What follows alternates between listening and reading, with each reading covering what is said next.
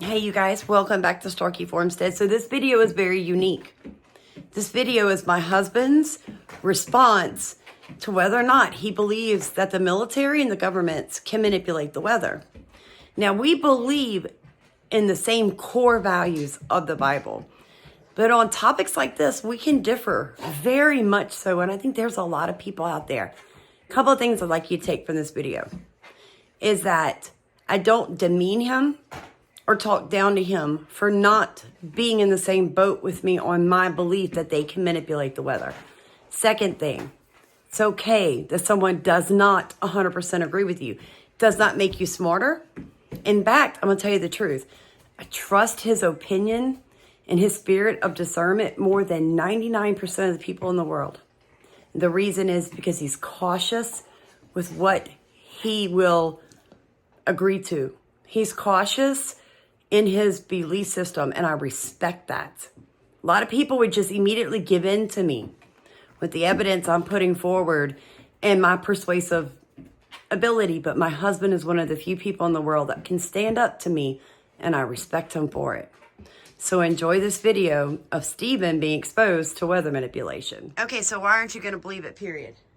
You really want to know the truth? Yes, I do. There's one God, Mother Nature. If the military is able to control the weather, all right, where's God? Well, he allows free will, Stephen. He allows free will. It's the same concept. No, where's God when a kid's raped? Mother Nature is Mother Nature. These scientists... Yeah, but think about it. Wind, rain, it all okay, works. I'm a scientist. I'm going to go plug in the fan. I got wind. Baby, Mother Nature, rain comes from up there. That's right. Yeah, airplanes, all that. I got a feeling it's going to be helicopters setting stuff out, airplanes setting Well, let me stuff ask you this. Do you know what causes rain? Evaporation. Right, but rain is caused by negative and positive electrons bouncing off each other in a cloud. That's all rain is. So if you change that or manipulate that, you can cause massive rainfall or disrupt it altogether and cause no rainfall. You can do it, and they are doing it. I don't believe it, so They're the ones that have created this climate disaster. World War II rages across several continents. Acclaimed architect and eventual designer of the St. Louis Arch, Eero Saarinen, is secretly enlisted by the United States military to work for a new clandestine organization. Its name? The OSS, Office of Strategic Services, or as it is known today, the CIA. The fact that Eero Saarinen was in the OSS designing weapon systems during World War II, and at a time when the OSS was looking into ways to weaponize weather, makes his whole connection to the design of the St. Louis Arch extremely interesting. Now, that isn't to say I believe it can control the weather, but it does open the door to the idea that it might have been one of the things Saarinen was out to achieve. While at the OSS, Saarinen designed buildings and weapon systems, many of which were never completed or built. Is it possible he later used these secret plans to engineer the St. Louis Arch, creating something that can actually control or perhaps harness the weather? Controlling the weather is the ultimate superweapon. It's even more powerful than the atomic bomb. So, Eero Saarinen was involved in analyzing and studying the possibility of weather modification. And you put all those factors together, and I think you have a guy that basically conducted a big, giant weather modification experiment with the St. Louis Arch. Weather as a weapon? There are some who think the idea is not as preposterous as it seems. Especially when considering that even today, many world governments are pouring millions of dollars into research designed to manipulate weather.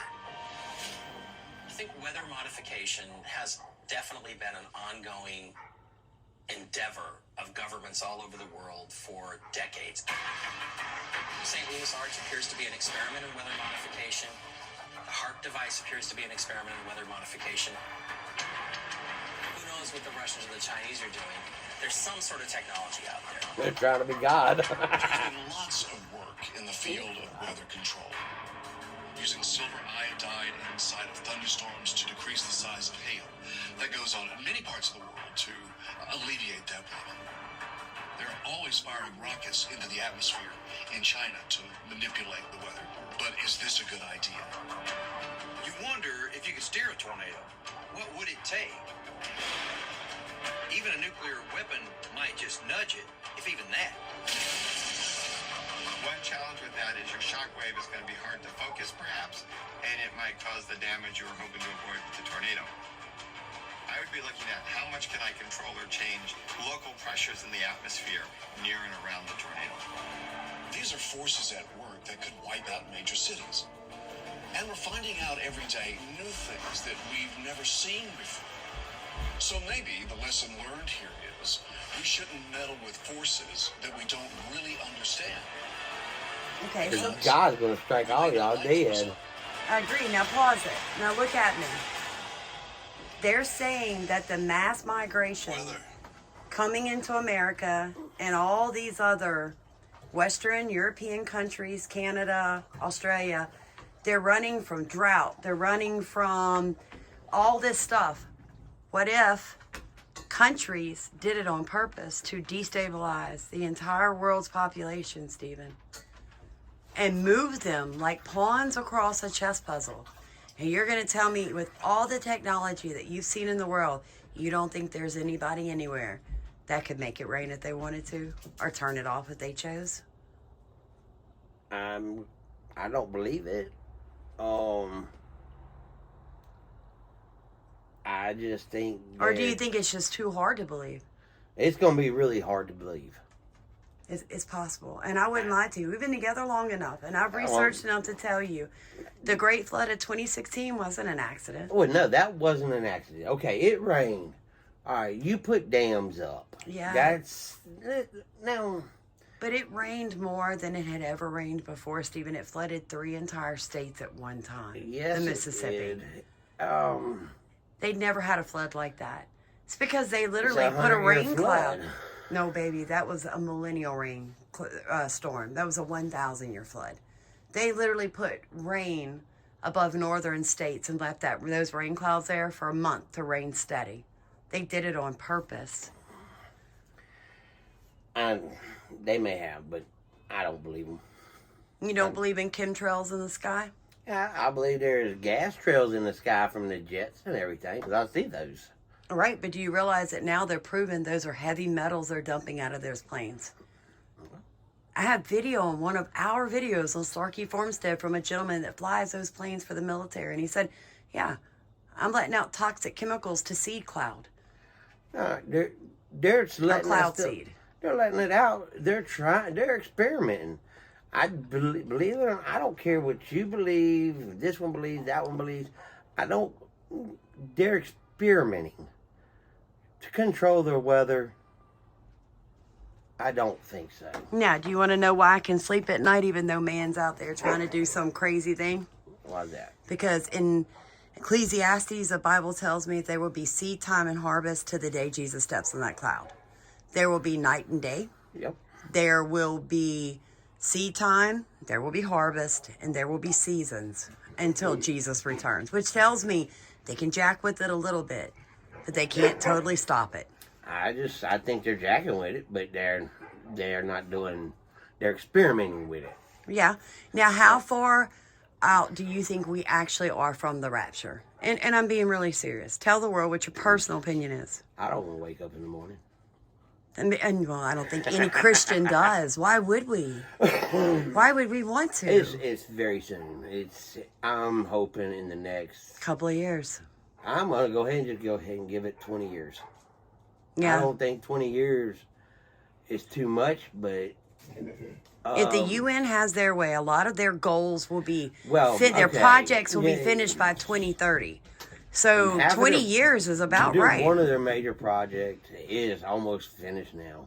Go get on an airplane. Right. When you go walking down that runway into that plane, Look to your left. I did do my right to my left because I am dyslexic. That's okay, baby. Right. Look to your left. One world That's right. on the plane. On the plane. When that was American Airline we rode on. Freaked you out a little bit, didn't it, when you got on it? I was going to stay in Hawaii when I seen that. Yeah. Because I was fitting to walk right back on off that plane because one world. Well, I just appreciate you being open-minded and watching the video with me and Yeah, hearing 4 that. minutes out of my life I'd never get back. You better hush. I hope you guys enjoyed this video. Please like, comment, and subscribe. Let me know what you think. Do you believe it's possible? Do you believe it's happening? How far down into this rabbit hole of weather manipulation do you think the world has gone?